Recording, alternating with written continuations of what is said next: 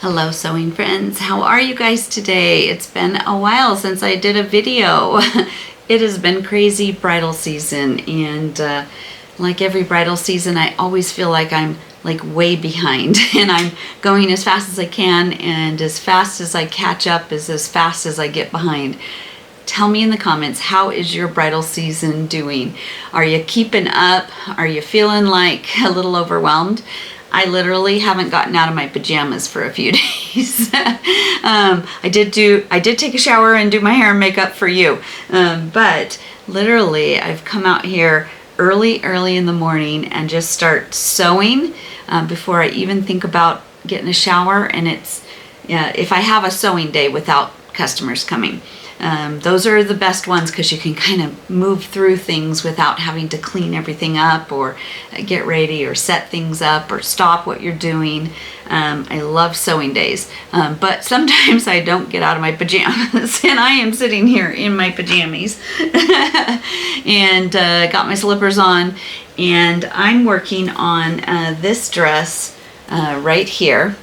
I've got to shorten these straps right here, so I thought I would go ahead and grab the camera and do it for you in front of you, and see if maybe you guys have some different ideas of some techniques, or if you've never done it before, it's easier than you think. It looks intimidating, but it's pretty easy, and they're kind of relaxing.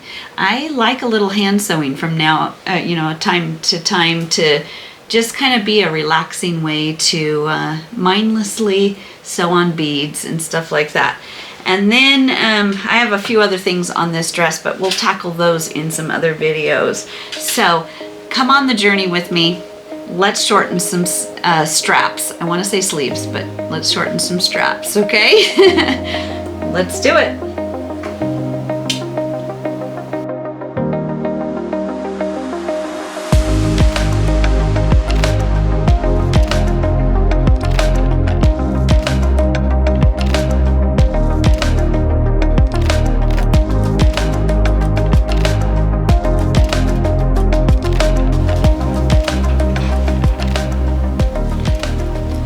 Today we're going to do the lace or beaded straps that a lot of these wedding gowns tend to have nowadays, and it's pretty easy, pretty straightforward. This particular one I'm going to do a little different than I normally do, but let me tell you about just kind of a basic. When you have like 2-3 rows of just beads and there's not really an official pattern, or maybe there is one but it's not defined, then I would usually take it up in the back, and I'll show you how to do that. This particular one, if you notice, has these 2 large flowers in it, and I actually asked the bride, because when I pulled it to the back, these flowers became across her back, and originally they were meant to be on top of her shoulder. So I asked her and showed her which way she liked it. So she actually ended up loving it when we pulled it where it came on the top of her shoulder down across the front of her shoulder. So we're going to do this one in the front. I'm going to shorten it here so that those flowers land where she wants to. So the first thing I do is I pin it on the bride, so you can see it's all bunched up here because I've pulled it forward and pinned it to her desired tightness. And then I'm going to look at both sides and make sure, sometimes people have lower shoulders on one side, so keep in mind that your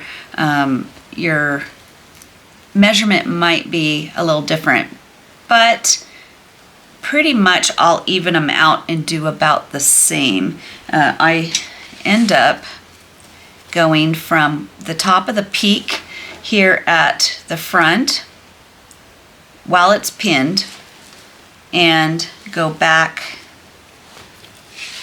to the back peak, and that one on her right shoulder is 7 inches, And on the left shoulder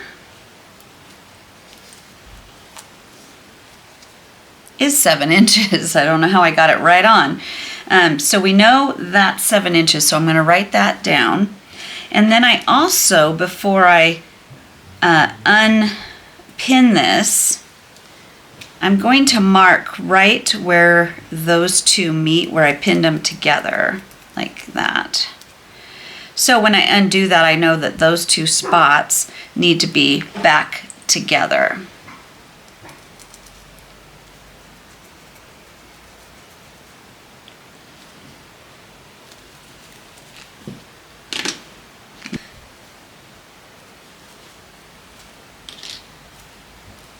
Now you can see where I've got this purple line here, and it's with an invisible or a disappearing ink pen in there. And so I need to take out this length from here to here. And so the next thing is going to be to disconnect it. Now this one goes completely underneath all these appliques. So the easiest thing to do is actually cut it away at one of these points here, and then to pull this under and then remove some beads. So I'm going to do that right now.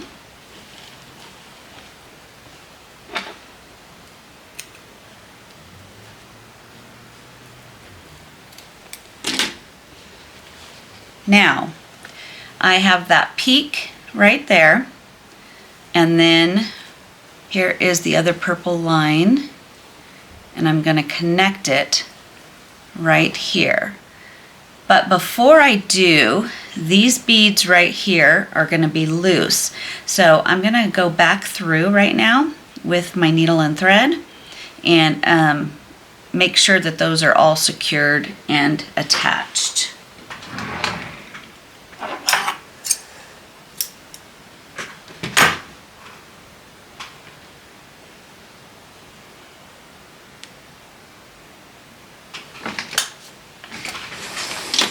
Helps if I have a little bit more light here. And a pair of reading glasses.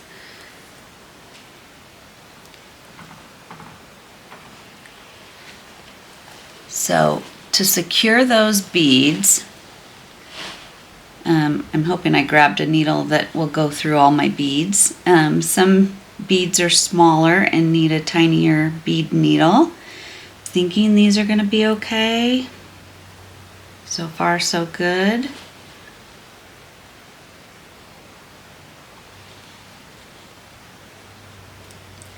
Oh, it doesn't like that bead. I need to get a smaller needle. I thought I was going to luck out on that.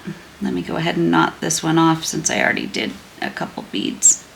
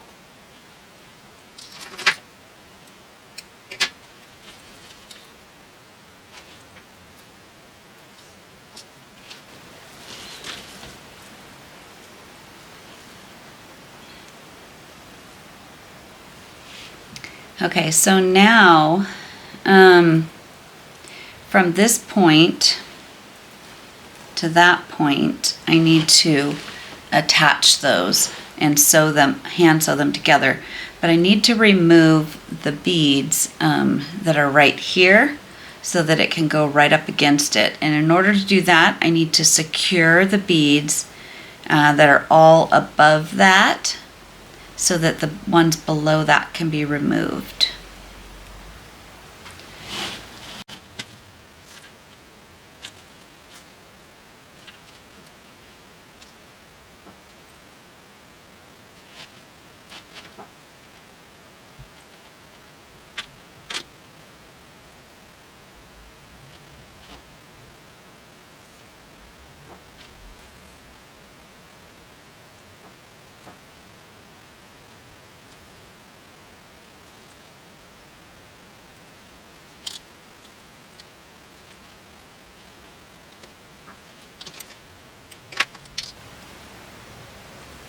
Okay, now I'm going to remove all of these.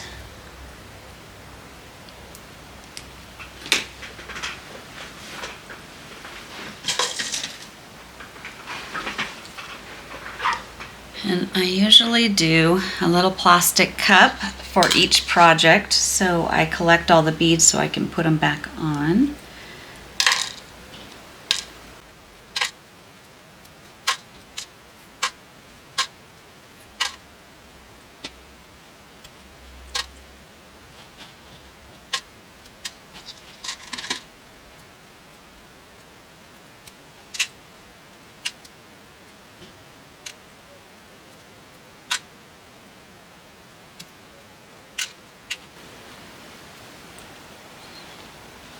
Okay, that should be enough. I'm going to go ahead and cut that part off. Cutting around the pattern to keep it like that.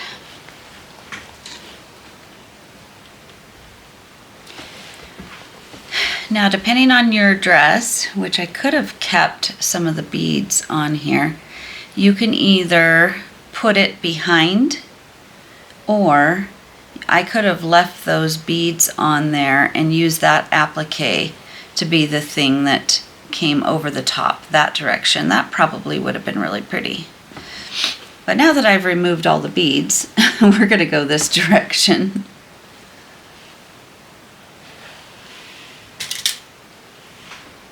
Oops.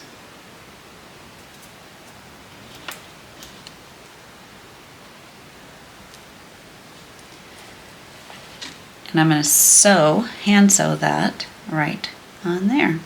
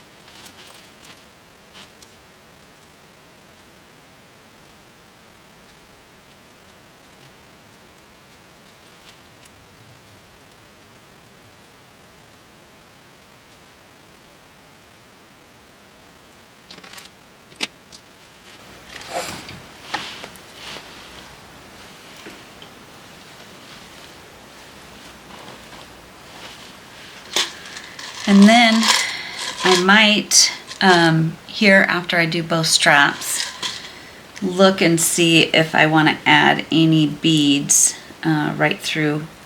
This didn't originally have beads right there, but I think it would finish this look off if I just took some of the beads and kind of went into this V just a little bit more.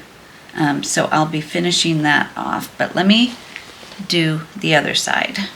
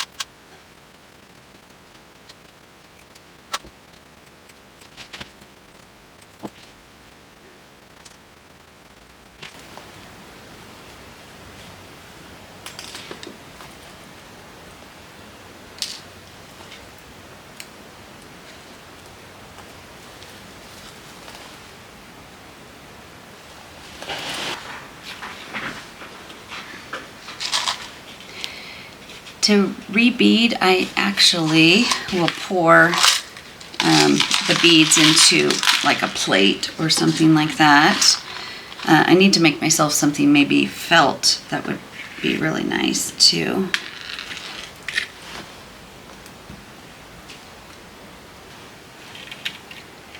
So whenever I do beading, I remove it and put it in a little plastic cup. That way I keep that with the dress, and I know all of those beads go to this dress. And then I usually find some kind of plate or something so I can spread them out and see what I'm doing. And then I am just trying to follow some of the patterns that they already have laid out here. And so right here I did a small, big, small on one of the leaves, just like they did over here. Over here it's small, then it's one of the Swarovski crystals, and then another small, so I'll do that right there and go back and forth between those. Let me find another small. Woo! If you guys have a good idea of another way to hold your beads, I'm sure there's amazing little trays and stuff you can buy. Something that wouldn't slide around would be nice. Maybe like something, just like I made my board out of the kind of velvet. Maybe something like this that had edges, that was out of like a black velvet. That would be really nice.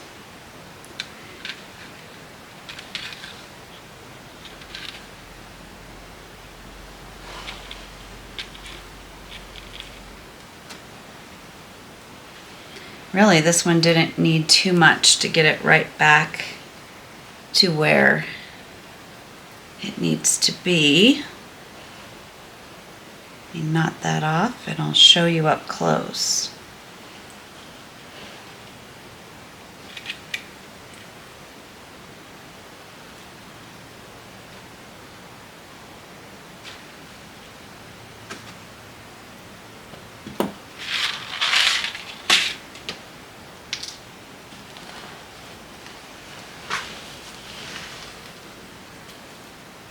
Can't even tell that we touched anything, and these big flowers right here are going to be in front like the way she wanted it, and in back it is a little thinner. So okay, I'm going to move on, finish beading this next one here, and then that is done. My next video I'm going to conquer a few things like the side seams and how to do it with these little illusion panels right here. And then also I think I'm going to do a video coming up with this dart. It will take me quite a bit longer than those sleeves, and then all these side seams here, we'll work on that next. Okay, thank you guys for joining me. Have a great week.